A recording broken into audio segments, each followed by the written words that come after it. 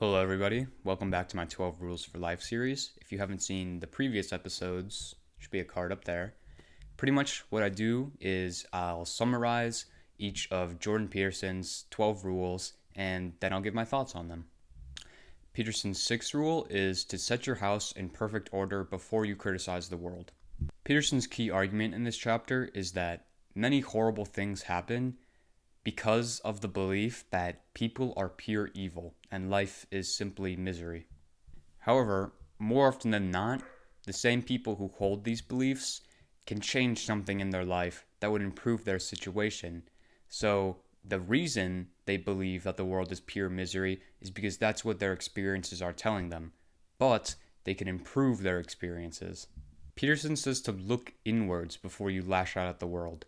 He suggests that you interrogate yourself and truly ask yourself, is there something I could do that would improve my situation? Of course, there are some things you can't change.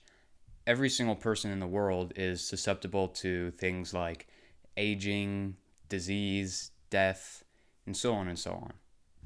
But, Peterson argues, when you control the things you can, you actually build resiliency because you are getting rid of the unnecessary stresses of the world. When you eliminate the unnecessary tragedies of life, Peterson says you won't have any fog clouding your mind because you are only focusing on what's real to you.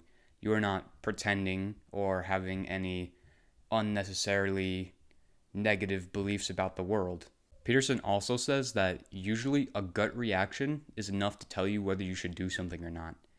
If you think something is wrong, even if you can't quite fully understand why, but you continue doing it, well then it's no wonder you think those thoughts. You're dissonant.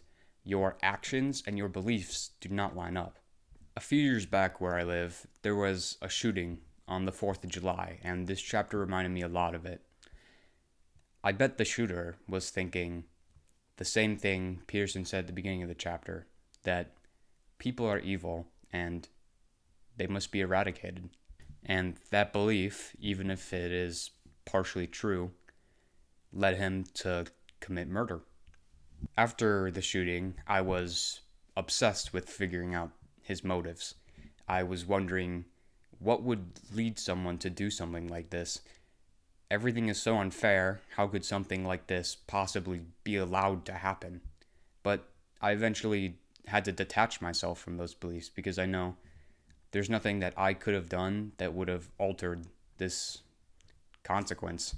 There are certainly things that happen that make everything seem so unfair and so horrible, like this, but I cannot generalize those to the whole human population because then I become one of those losers.